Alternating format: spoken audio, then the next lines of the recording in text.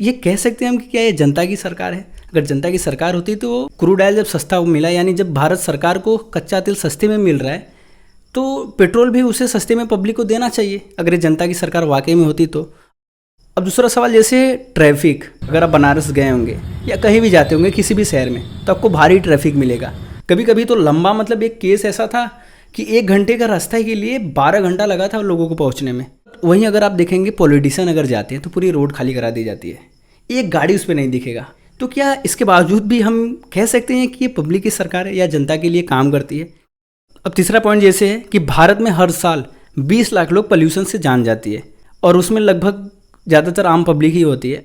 उनका बहुत सारा पैसा, कीमती पैसा जो बचा के किसी और काम के लिए रखे रहते हैं, पोल्यूशन की वजह से वो बीमार होते हैं, उनका कीमती पैसा उसमें जाता है और 20 लाख लोगों की मौत होती है।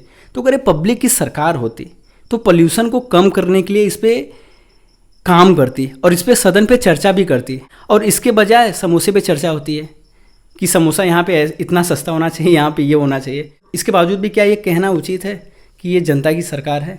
क्वेश्चन है, सोचने वाली बात है भाई। अगर आपको नहीं जानकारी होगी तो मैं आपको बता दूं, हमारे देश में लगभग सभी पॉलिटिशियन के 90-95% जितने भी पॉलिटिशियन हैं बड़े लोग, उनके बच्चे विदेशों में पढ़ते हैं। उसके बावजूद भी कुछ प्रमुख नेता हमारे यहाँ ये बयान देते हैं कि हमारे देश में जो इंग्लिश बोलेंगे उन्हें शर्म आएगी।